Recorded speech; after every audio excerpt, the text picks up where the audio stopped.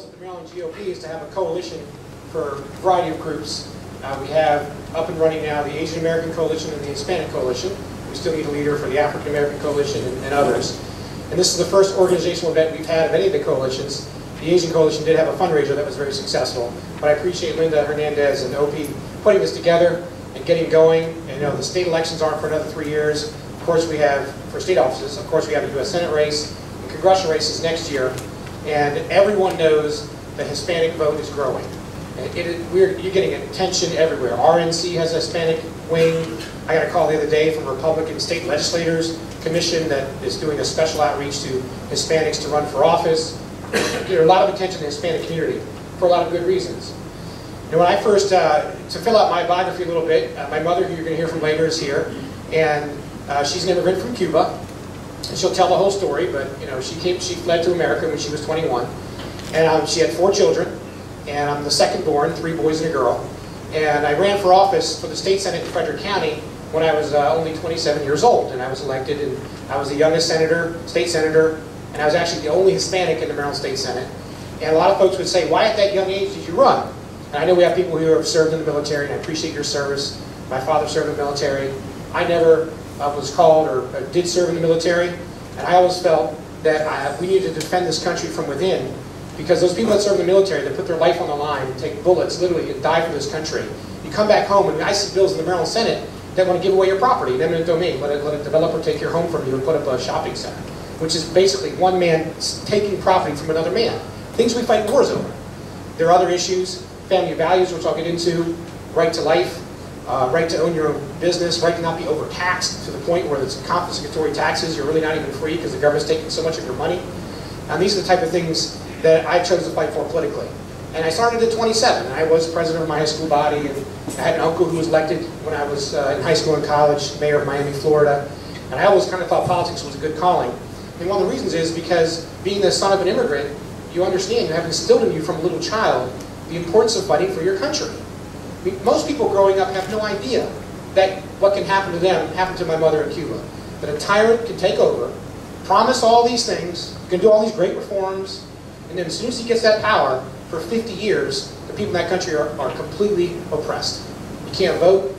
You're actually property. People in Cuba are property of their government. You're not a human being. You're just property of your government. You have no rights whatsoever in this country. And that's come here for a reason. When my mom got out of jail, and she was only in jail because she wasn't a communist, by the way, she didn't do anything wrong. I mentioned that sometimes. I said, my mom was in jail in Cuba. People are like, what for? What'd she do? Like, it was the Bay of Pigs. Fidel Castro locked everybody up just for not being a communist. But some people actually wonder what you're in jail for. It's kind of funny. It's like everybody was in jail who wasn't a communist. That's what they did. That's how they oppressed people.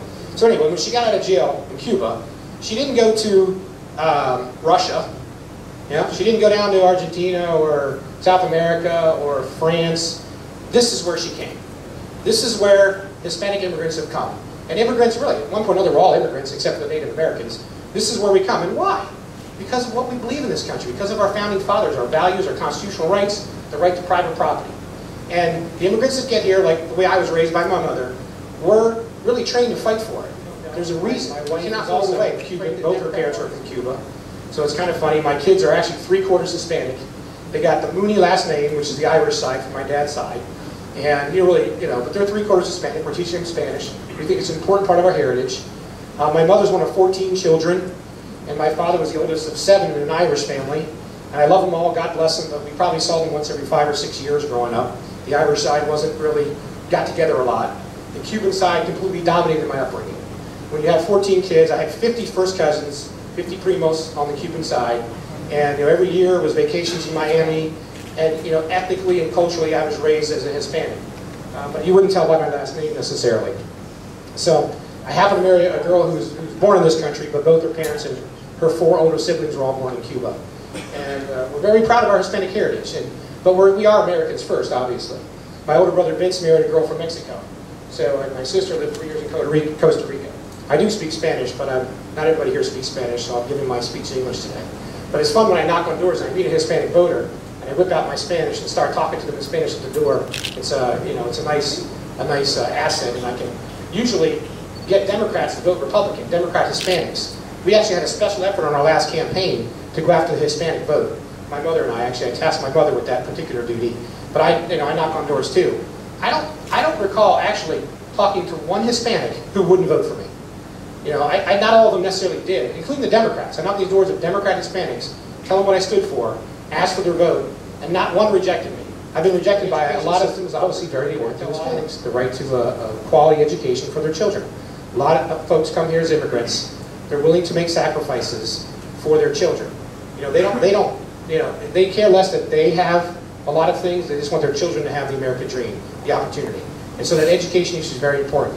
That's another issue where Democrats, demagogue and attack Republicans all the time as if they're better on the education issue, and they're much worse. They are for a monopoly, complete control of the government, less parental control, less competition. We're for empowering teachers, not big bureaucracies. We're for local control of education. They're not. They oppose any kind of competition, even charter schools.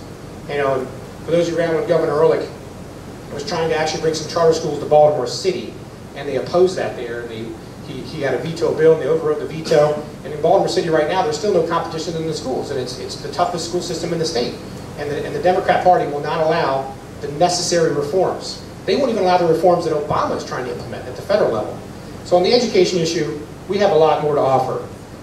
Family values, I really always bring that up when I'm speaking with voters, especially in the Hispanic community, because I know their family values are closer to the Republican Party principles.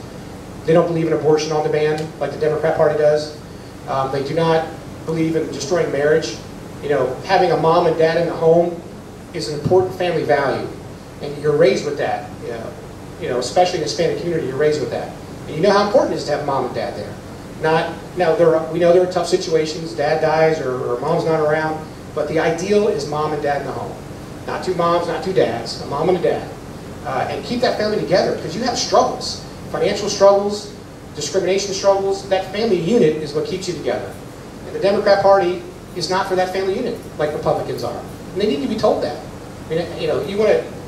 Some Hispanics want to put their trust in a party that completely disagrees with their values as Catholics, Christians, or just Americans. The RNC is doing a great deal to reach out and be inclusive to Hispanics and Hispanic voters. I mean, let's face it, Hispanic voters are the #1 voting bloc in America. It is being fought over right now by Republicans and Democrats from coast to coast. And our job is to win the hearts and minds of Hispanic voters over to Republican values, because by and large, Hispanic voters share Republican values, which I'll get to in a minute or two. But I'm excited. Hispanics also, as they grow faster than any other group in this country, are also going to be the group that shapes what America looks like in the future and where our whole society is going. It really is the Hispanics who are going to do that. You, your children, and your grandchildren will be an incredible demonstration in our people, and day after day you'll see on the news the protesters up in New York and now in Los Angeles and Washington who are at least uninformed and misguided in their thinking, but they think they want to change our system from a capitalist society to a socialist society. They would only turn us back to the exact type of society that made our ancestors want to leave their previous country and come here in the first place. And I think you'll hear more about that.